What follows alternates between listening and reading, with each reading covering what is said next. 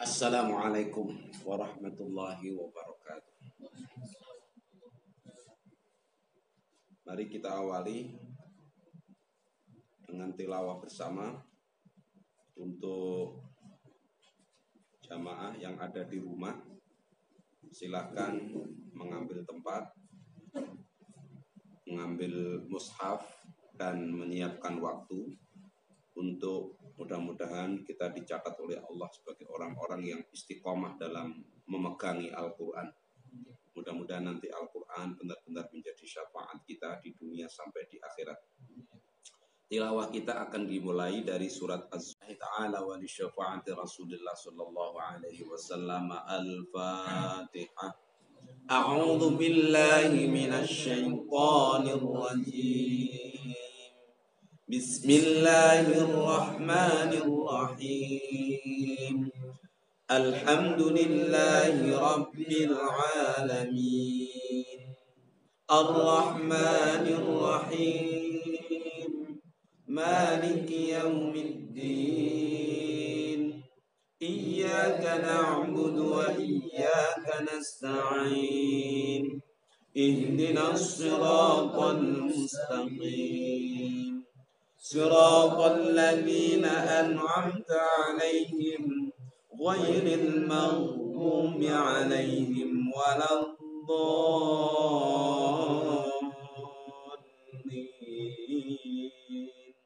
Amin. A'udzu billahi minasy syaithanir rajim. Wasiqal ladzina kafaru ila jahannama zumara hatta idza ja'uha futihat abwabuha wa qala lahum khazanatuha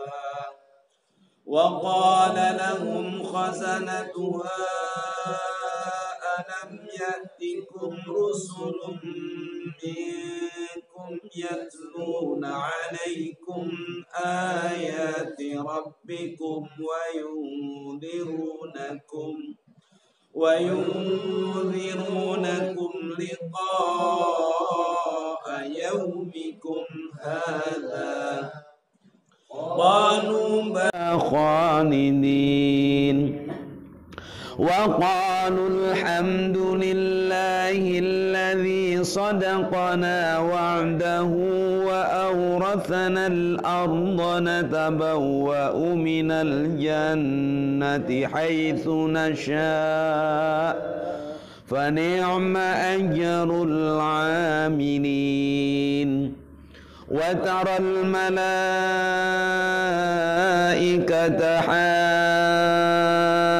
haffina min hawlil arshi yusabbihuna bihamdi rabbihim wa qudiya bainahum bil haqqi wa qila alhamdulillahi rabbil alamin. Sadaqallahul azim. Sekarang kita melanjutkan mempelajari surat Al-Mu'minun, meneruskan yang kemarin. Kita baca kembali surat Al-Mu'minun dimulai dari ayat 63. Dibaca kembali ayat 63 sampai dengan ayat 70.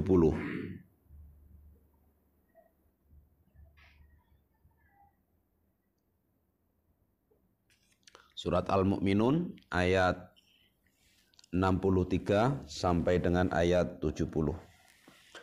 A'udzu billahi minasy syaithanir rajim. Bal qulubuhum fi ghamratin min hadza wa lahum a'malun min duni dzalika hum laha 'amilun hatta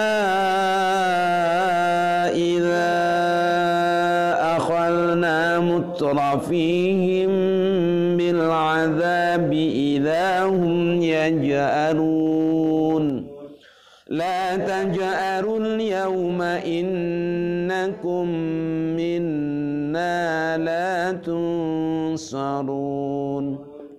Yang jadi bukti adalah perbuatan sehari-hari. Jadi perbuatan sehari-hari yang dilakukan secara istiqomah, yang tidak pernah terhambat oleh apapun, amal solehnya tidak pernah terganggu oleh apapun, yaitu namanya orang yang iman. Karena orang munafik itu juga berbuat baik, nggak lama. Penipu itu berbuat baik. Penipu itu bisa berbuat baik. Biasanya orang mau nipu itu dia berbuat baik dulu beberapa saat, nah baru kalau ada kesempatan nipu. Nah penipu itu waktu dia berbuat baik itu kalau ditanya amalnya baik apa buruk? Ya buruk. Karena amal baik itu dimulai dari iman. Amal baik itu dimulai dari iman yang ada dalam hati. Bal qulubuhum, bahkan hati mereka al kafarati, hatinya orang-orang kafir fi ghamratin, di dalam kelalaian. Kita kemarin belajar kata ghamrah itu ketika Allah berfirman tentang orang-orang yang kullu hizbim bima ladaihim farihun. Lalu Allah berfirman fi ghamratihim. Jadi orang-orang yang mengaku beragama itu mereka sangat bangga dengan agamanya, sangat bangga dengan keyakinannya. Nah yang aneh itu orang ngaku menyembah Allah tapi disuruh Allah nggak nurut. Dan ini berlaku pada waktu itu. Lalu Allah menyebut fadharhum fi ghamratihim. Orang yang kayak gitu itu hidupnya berada di dalam ghamrah. Yang pada waktu itu kata ghamrah itu bukan hanya maknanya dia lalai atau dia lupa atau dia lengah, tetapi ini sudah satu kesesatan. Jadi fadharhum fi ghamratihim, maka biarkanlah mereka dalam kesesatan. Jadi orang mengaku beragama dengan fanatisme buta itu kalau pada ayat yang lalu itu dipahami sebagai orang yang sesat sebenarnya. Fanatisme buta, jadi nggak tahu apa. Sampai ada pertanyaan, NU sama Islam itu bagusan mana? Itu kan bukan pertanyaan yang, tapi dia bisa jawab itu. Bagusan NU, itu saking gomrohnya itu ya. Jadi sampai nggak ngerti. Jadi kita itu sholat itu nyembah siapa? Nyembah Allah. Bukan nyembah sholat itu sendiri. Jadi kalau Allah perintahkan sesuatu yang kita ikuti perintah siapa? Ya perintah Allah. Yang kita ikuti perintah Allah. Jadi prosedurnya Allah yang kita ikuti. Itu kan orang-orang yang beragama sebelum Islam datang. Mereka orang Yahudi, mereka orang Nasrani. Itu mereka sangat pede bahwa mereka adalah orang-orang yang dikasih oleh Allah kitab. Maka mereka disebut dengan ahlul kitab. Jadi panggilannya ahlul kitab. Karena mereka pede dengan kitabnya, Taurat dan Injil. Karena dengan pegangan kitab itu mereka merasa bangga. Mereka lah orang yang dipilih oleh Allah.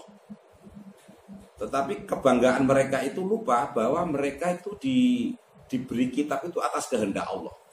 Disuruh untuk menyembah Allah. Jadi Tuhan mereka bukan Nabi Musa, Tuhan mereka bukan Nabi Isa, dan bukan kitab Taurat atau kitab Injil itu Tuhannya. Tuhannya adalah Allah. Tapi ketika mereka lupa bahwa Tuhannya itu Allah, dan Allah itu memberikan bekal berupa Taurat, berupa Injil, dan Allah itu memberikan utusan kepada mereka berupa para nabi, mereka malah menuhankan nabi-nabinya. Mereka malah menuhankan ajaran-ajarannya, bukan Allah. Lalu ketika Allah perintahkan, sekarang nabimu adalah Muhammad. Sekarang yang harus kamu ikuti adalah Muhammad. Mereka nggak mau. Kok Muhammad bukan orang Bani Israel? Kok Quran yang kita ikuti, bukan Injil? Kalau saya cuma percaya Quran aja, nggak mau percaya sama. Saya cuma percaya sama Injil. Saya nggak mau percaya sama Al-Quran. Nah, yang mereka sembah itu siapa? Allah loh. Yang nyuruh mereka percaya kepada Injil pada waktu itu siapa? Allah. ketika Allah sudah turunkan Al-Quran, siapa yang nyuruh supaya mereka percaya kepada Al-Quran? Ya Allah. Ya kalau mereka logikanya benar, maka kata ghamrah itu mereka menjadi sesat karena logikanya salah.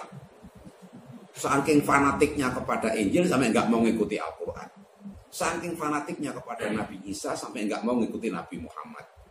Dulu saking fanatiknya mereka orang Yahudi itu kepada Nabi Musa, mereka nggak mau ngikuti Nabi Isa. Ini kan mereka merasa benar dengan keyakinannya, padahal keyakinan itu adalah keyakinan yang sudah mereka kemas, mereka rekayasa. Jadi kata ghamrah pada waktu itu kita pahami bukan hanya lalai, tetapi mereka sudah sesat dengan pola berpikirnya. Jadi sesat dengan pola berpikir, dengan tidak menggunakan akal atau cara berpikir yang benar. Lalu pada ayat ini, ayat 63, Allah itu berfirman, bal qulubuhum fi ghamratin. Hatinya orang-orang kafir itu berada di dalam ghamrah, ay ghaflatin. Mereka adalah orang-orang yang lalai. Min hadza, dari hal ini, ay alladzi bayyanahu fil Qur'ani. Orang-orang kafir itu sudah tahu kok. Jadi Al-Quran itu bukan informasi, tidak semuanya informasi baru. Jadi Al-Quran itu salah satu sifatnya adalah musaddiqan lima baina yadaihi. Al-Quran itu membenarkan informasi yang mereka sebelumnya sudah dapat. Jadi kalau pemegang Taurat, pemegang Injil, mereka sudah punya informasi. Al-Quran datang, itu membenarkan informasi mereka. Jadi bukan semata-mata itu berita baru. Ada beberapa syariat yang Allah perbaharui. Cara puasanya beda, cara sholatnya beda, cara zakatnya beda. Beberapa halal dan haram yang pernah diamalkan oleh orang Bani Israel beda dengan yang diajarkan oleh Al-Quran. Itu perubahan-perubahan yang mengikuti zaman. Nah, Al-Quran itu menjelaskan sesuatu. Yang dijelaskan itu sebenarnya apa yang sebenarnya sudah ada pada mereka. Maka Imam Nawawi menafsirkan ayat ini, bal qulubuhum fi ghamratin. Bal qulubuhum, bahkan hati orang-orang kafir itu fi ghamratin, di dalam kelalaian. Min hadza, dari hal ini, ay alladzi bayyanahu fil Qur'ani, penjelasan yang sudah kami jelaskan di dalam Al-Quran, min anna ladaina diwanul hafadhah, bahwa di dalam kitab manapun itu disebutkan setiap orang yang hidup itu perilakunya, omongannya, kata hatinya itu akan dijaga oleh malaikat. Ada malaikat namanya malaikat hafadhah. Kalau di dalam surat apa itu? Surat Hud ya, juz 13. Jadi Allah itu membuat pendamping untuk manusia. Jadi begitu manusia itu lahir, dia langsung diberi pendamping, dan pendamping itu malaikat. Malaikat itu mengatur perjalanan dia sesuai dengan perintah Allah. Jadi kalau dia jatahnya selamat, ya malaikat lindungi biar selamat. Kalau jatahnya dia kecelakaan, ya dibikin kecelakaan. Kan nggak gampang loh kecelakaan itu. Jadi ada orang jalan-jalan tiba-tiba kena peluru nyasar. Itu kira-kira untuk bisa bikin peluru nyasar itu gampang apa susah? Sengaja nyasar pelurunya, udah susah ya. Orang peluru itu kecil, kaki begitu banyak, kok bisa pas kena orang itu? Lu siapa yang ngepaskan? Lu itu malaikat. Kenapa kok dipaskan pas kakinya dia yang kena? Ya karena Allah menghendaki. Ya karena kehendak Allah. Kehendak Allah itu semuanya kebaikan. Kehendak Allah itu, ya Allah itu kan maha penyayang, maha pengasih. Tidak mungkin ada kehendaknya itu yang buruk. Kita aja yang tidak paham. Dan kita menganggap kehendak itu ada yang buruk, ada yang baik. Kalau cocok menurut nafsu kita, baik. Kalau nggak cocok menurut nafsu kita, buruk. Kita menganggapnya begitu. Padahal kita tidak pernah tahu kan. Nanti setelah ini kita akan mengalami apa, ada peristiwa apa, ketemu siapa. Itu semua kan sudah Allah atur. Semua perjalanan kita itu sudah diikuti oleh malaikat hafadhah. Nah, di antara tugas malaikat itu antara lain adalah mencatat amal. Dan itu sudah Allah jelaskan di dalam kitab-kitab yang lain. Jadi dulu Allah pernah menurunkan ajaran itu kepada para nabi. Dan informasinya sama, bahwa perbuatan kalian pasti dicatat. Omongan kalian dicatat, kata hati kalian dicatat, apa yang kalian ekspresikan dalam kehidupan sehari-hari, jengkel, bikin status. Emang yang baca status itu cuman orang. Ya malaikat itu juga melihat statusnya. Oh, statusnya buruk ini. Oh, ini statusnya baik. Alladzi yudhiru lahum a'malahum. Yang malaikat itu, yang catatan itu, yudhiru lahum, akan memperjelas atau menampakkan kepada mereka a'malahum, perbuatan mereka, as-sayyiati, yang buruk, ala ru'usil asyhadi, di hadapan kehadiran para saksi. Jadi nanti itu kan orang bertaruh surga atau neraka ketika tidak ada tempat yang harus dipilih kecuali di antara dua itu. Masing-masing orang pengen ke surga karena tempat yang paling yang paling didambakan, yang paling menyenangkan itu di surga. Orang sekarang agamanya apapun, perbuatannya seperti apapun, keyakinannya, alirannya ikut apapun, nanti akan mengalami hal yang sama. Begitu dia mati, dia nanti akan digiring di hadapan Allah. Loh, saya kan bukan Islam, ngapain digiring ke hadapan Allah? Memang ada Tuhan lain selain Allah apa? Tidak ada Tuhan lain selain Allah. Jadi semua orang mati nanti digiring di hadapan Allah. Loh, saya nggak mau Tuhan saya bukan itu. Nanti di akhirat nggak ada orang menyebut Tuhan lain selain Allah. Nanti di akhirat semua orang pasti akan tahu. Itu kan hari yang benar-benar nyata. Sekarang orang seakan-akan Tuhan itu bisa milih. Nanti nggak bisa milih. Tuhan itu hanya Allah memang. Itu kebenaran. Jadi qaulul haq, kebenaran ucapan yang benar. Jadi la ilaha illallah. Jadi qaulul haq itu ya la ilaha illallah. Ucapan yang paling benar itu ya Tuhan itu hanya Allah. Jadi itu kalau orang Islam udah pasti, tidak mungkin ada Tuhan lain selain Allah. Di dunia, di akhirat, zaman dulu, zaman besok, zaman kapanpun ya Tuhan itu hanya Allah. Nah, Allah lah yang memiliki akhirat, yang memiliki pembalasan setiap perbuatan. Tapi Allah itu adil. Allah itu adil. Allah tahu kok sebenarnya orang ini nilainya berapa ya. Biasanya langsung aja ke neraka, tidak usah diadili ya. Kelihatan perbuatannya itu udah nggak mungkin ke surga itu. Tapi setiap orang itu, misalnya dia punya iman kecil sekali imannya, punya iman menderip-menderip, iman kecil banget, hampir mati imannya, tapi dia masih punya iman. Walaupun kerjaannya maksiat tok, tapi dia masih yakin bahwa Tuhan itu Allah, bahwa yang menciptakan langit itu Allah, menciptakan bumi itu Allah, hidup itu diatur oleh Allah. Dia masih percaya. Kalau dia masih sering istighfar tuh, astagfirullahaladzim, walaupun nggak tahu sholat, tapi jelas masih ada iman dia. Berarti dia masih punya peluang, imannya itu akan dibalas oleh Allah. Ada peluang. Dan Allah melihat iman yang kecil itu untuk memberikan kebaikan kepada orang itu nanti di akhirat. Asal dia nggak kafir, asal dia nggak mati dalam keadaan kafir, nggak mati dalam keadaan musyrik. Maka yang paling fatal adalah di saat Allah yang maha penyayang, Allah yang maha murah, Allah yang maha adil, nanti akan mengadili seseorang yang di hatinya sama sekali nggak ada iman. Ini memang kekafiran, menolak, masa ada Tuhan, masa Tuhan itu Allah, masa yang dibawa Muhammad itu benar, masa Al-Quran itu bisa jadikan pedoman hidup. Ya bilangnya masa aja, nggak ada yang mentah itu masa aja, masa gini. Jadi ya tidak percaya memang, tidak percaya sama Allah, tidak percaya sama Quran, tidak percaya sama Nabi Muhammad. Masa Muhammad itu orang kok Nabi? Malah dia membuat isu-isu yang buruk terhadap ajaran-ajaran agama. Dia bukan hanya mengingkari, tapi akhirnya melecehkan. Nah, mereka diadili. Dan ternyata mereka tidak punya satu bukti pun yang membuat mereka selamat. Apa itu? Mereka tidak ada iman di dalam hatinya. Itu udah nggak kelihatan ada imannya. Lalu dicoba dicari kebaikan-kebaikannya. Ternyata semua kebaikannya itu kan nanti ada di akhirat itu kan ada saksi.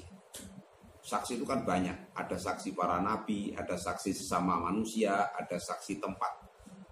Makanya kalau kita sholat, nanti tempat sholat kita itu menjadi saksi. Nanti anggota badan kita juga menjadi saksi. Alam ini nanti akan menjadi saksi. Banyak. Maka di hadapan para saksi-saksi itu catatan amal ini nanti akan mengatakan bahwa si A ini pernah berbuat baik. Lalu para saksi mengatakan, oh benar dia pernah berbuat baik, itu baik banget. Tapi ketika dihadapkan kepada orang kafir, itu tidak ada satupun saksi yang mendukung bahwa dia itu orang baik. Dan itu sudah Allah beritahukan di dalam kitab-kitab sebelumnya bahwa Allah itu punya penjelasan. Apabila orang itu sekarang bisik-bisik aja, maka sesungguhnya dia akan dicatat oleh malaikat dan akan disaksikan dan nanti akan ditampakkan di hari kiamat. Dan itu sudah ada di kitab mereka. Jadi kalau mereka sekarang membuat makar, membuat rencana-rencana buruk untuk merusak Islam, untuk memfitnah Nabi Muhammad, untuk menghancurkan umat Muhammad, untuk menghancurkan umat Islam, mereka buat rekayasa. Allah sudah tahu. Dan mereka nanti akan dibalas itu dengan perbuatannya itu. Jadi hati orang kafir itu menjadi lengah. Sebelumnya mereka tahu kok setiap perbuatan itu nanti akan dibalas. Ini diikuti oleh agama manapun dengan berbagai istilah. Itu artinya apa? Dulu memang pernah ada nabi yang menjelaskan kepada mereka siapapun yang berbuat dia pasti akan mendapatkan akibat dari perbuatannya. Pelajari di agama manapun dengan istilah yang beda-beda. Itu berarti memang mereka pernah menerima entah dari nabi siapa yang mereka terima, tapi informasinya. Dan ini Allah menguatkan hati orang kafir itu apa enggak nyadar. Apa dikira kalau yang difitnah itu orang Islam lalu dia nggak dibales? Kayak ada orang Islam itu, wah kalau nyuri tempatnya orang kafir itu nggak dosa. Kok ada ajaran kayak gitu? Kalau nyuri tempatnya orang kafir nggak dosa. Oh kalau pacaran sama orang yang nggak Muslim itu nggak dosa. Kadang malah aneh. Jadi ada cowok niat macari orang, niat macari cewek. Yang mau dipacari itu nyari yang jilbaban.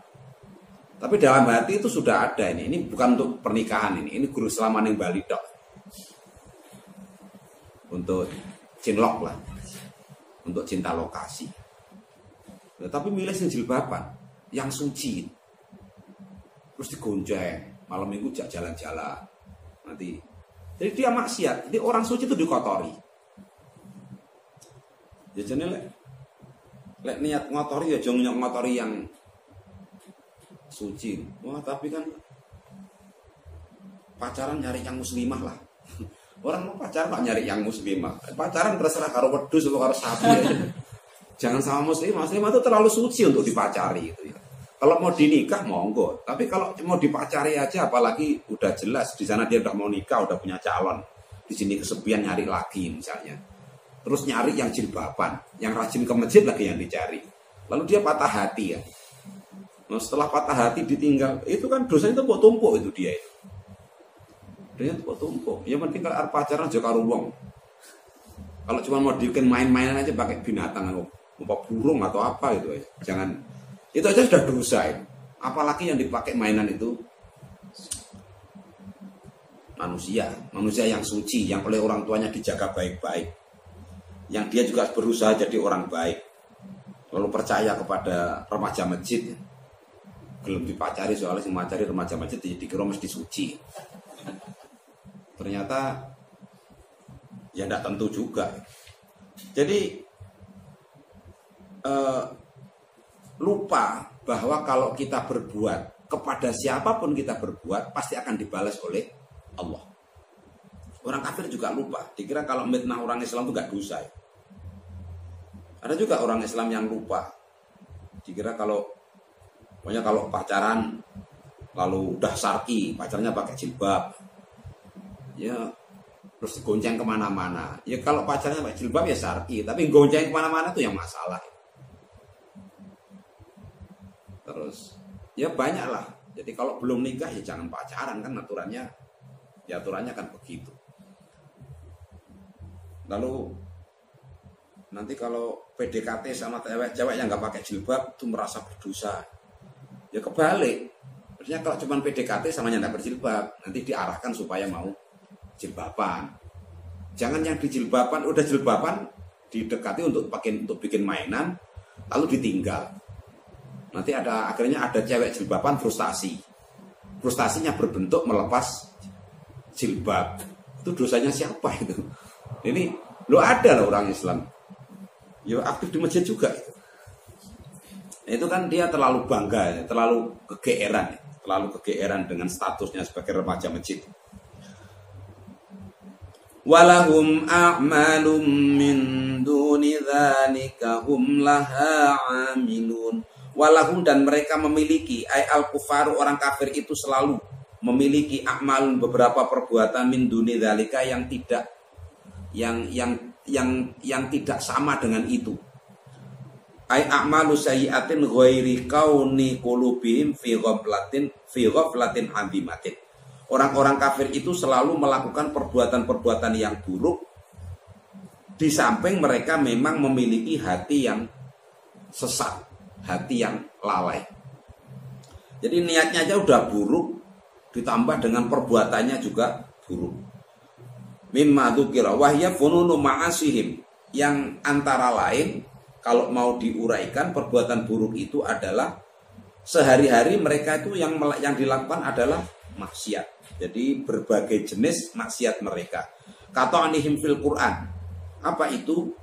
Karena rasa benci mereka kepada Al-Quran, kebencian mereka kepada Al-Quran.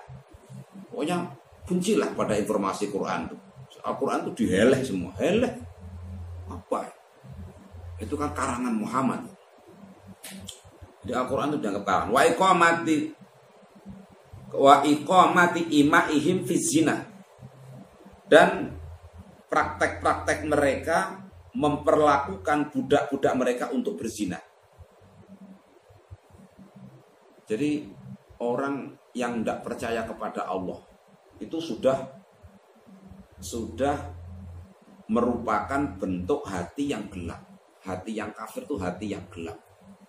Masih ditambah lagi dengan perbuatan yang buruk. Itu berarti gelapnya luar dalam.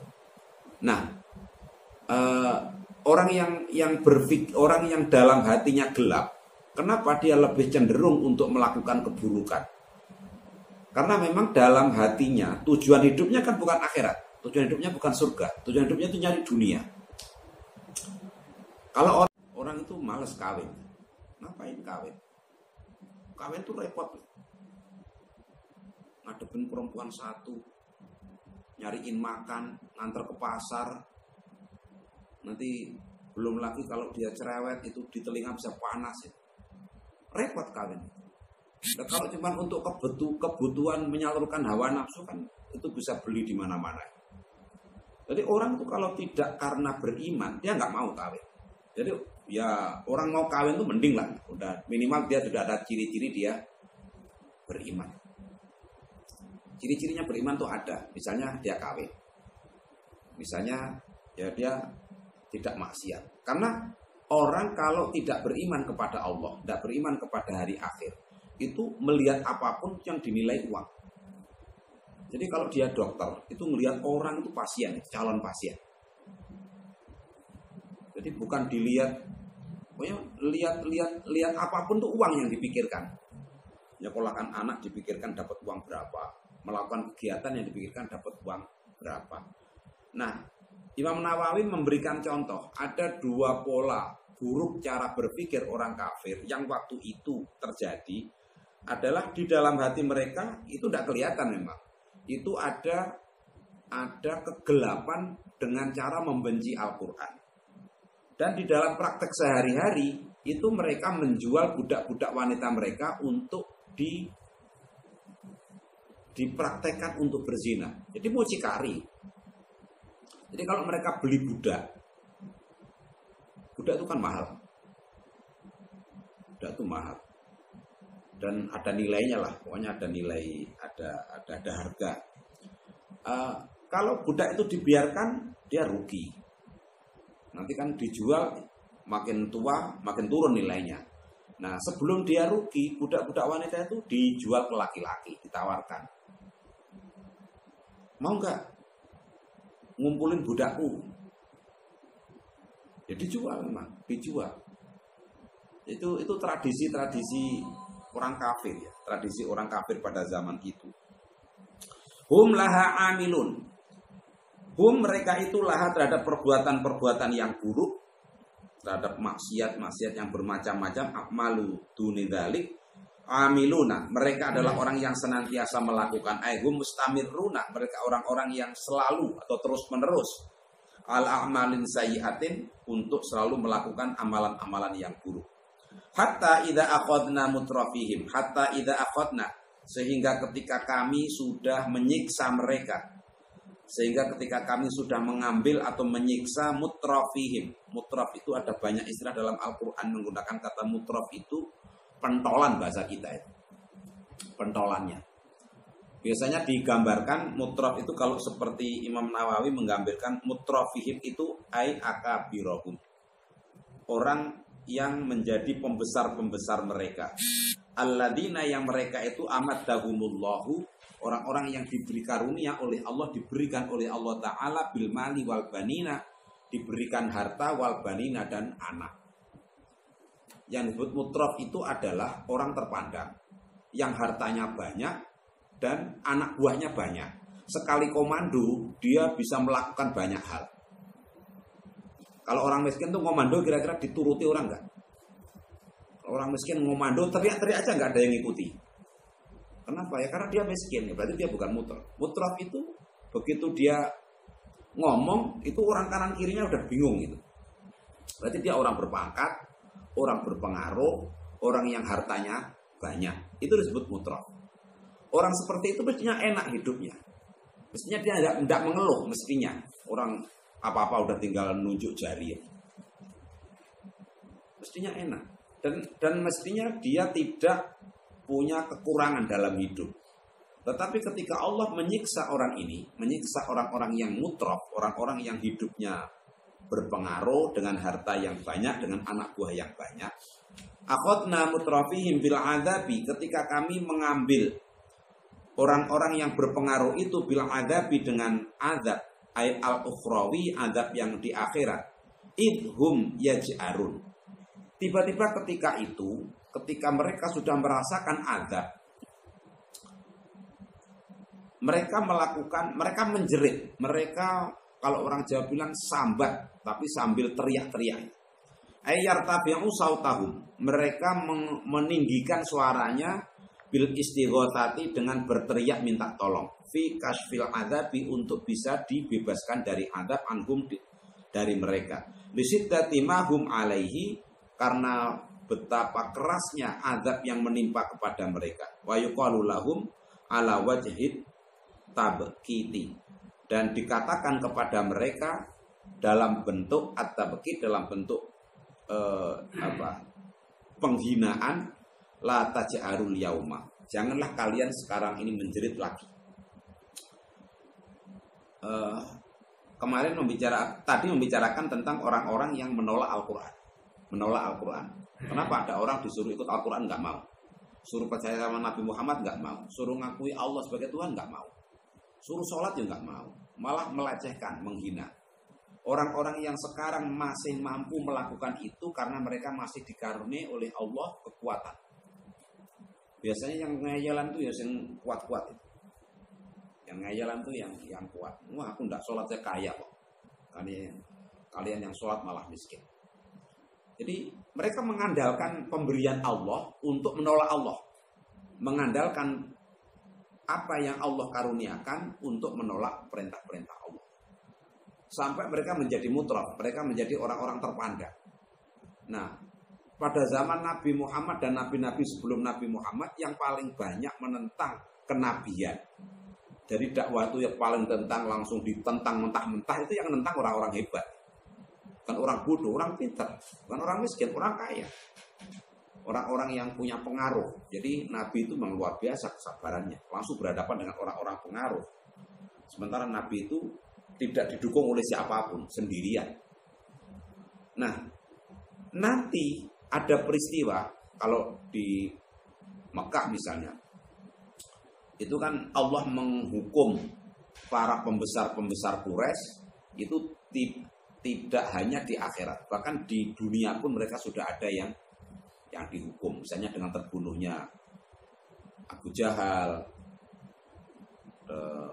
Abu Lahab pada perang Badar misalnya, dengan terbunuhnya mereka itu mereka ternyata nggak ada yang bisa nolong. Jadi kalau Allah sudah menurunkan azabnya, dan itu yang pasti nanti di akhirat, yang pasti di akhirat, karena rekod mereka sudah tercatat semua, amal mereka itu sudah pantas untuk dapat azab. Nah, kalau di akhirat nanti terjadi, nanti orang-orang yang dulu merasa hebat lalu menolak Al-Quran, menolak Nabi Muhammad, itu mereka akan berteriak-teriak. Jadi disiksa itu mereka teriak, waduh. Nah, siapapun orang yang kondisinya dalam keadaan kesulitan, susah, berat, mereka pasti harus berteriak. Naluri, mereka berteriak. Tetapi hari itu ketika orang berteriak, siapa yang diharapkan bisa nolong? Ya hanya Allah. Tidak mungkin ada selain Allah yang bisa nolong. Seperti sekarang ini, kita kan dalam kondisi corona. Ya kita berteriak semua ini. Yang punya kerjaan terancam, pekerjaannya udah nggak bisa dikerjakan. Yang punya uang tabungan udah terancam hampir habis. Yang nggak punya lebih parah lagi terancamnya. Udah banyak ancaman. Ya mestinya ini kalau kita normal ya, hati kita itu kita sudah berteriak ini. Tapi siapa yang kita teriaki? Allah. Kita sudah teriak ke Allah. Begitu kita tidak bisa masuk ke masjid, ya karena beberapa udzur, mestinya di rumah itu kita memperbanyak bacaan-bacaan zikir yang menunjukkan bahwa kita itu butuh Allah banget. Karena sekarang ini siapa yang berani menjamin dia bisa keluar dari atau lolos dari musibah ini? Tidak presiden, tidak menteri, tidak tentara, tidak polisi, tidak orang pinter, orang bodoh, orang kaya, semuanya ketakutan dan semuanya punya peluang kena, Orang yang sudah dikawal aja tiap hari kena, apalagi yang nggak dikawal, apalagi kita yang tiap hari lepas ini, itu bisa kena semuanya. Nah kalau kita pengen selamat, ada Allah yang bisa nolong kita itu Allah, karena selain Allah tidak mungkin bisa nolong. Kita akan lanjutkan insya Allah. Jadi tentang teriakan atau jeritan orang-orang kafir ketika mereka di akhirat, ketika Allah sudah mengadab mereka dan mereka akan menjerit minta tolong, dan ceritanya didengar oleh Allah, dengar oleh malaikat. Tetapi mereka akan menjawab jeritan minta tolong mereka itu dengan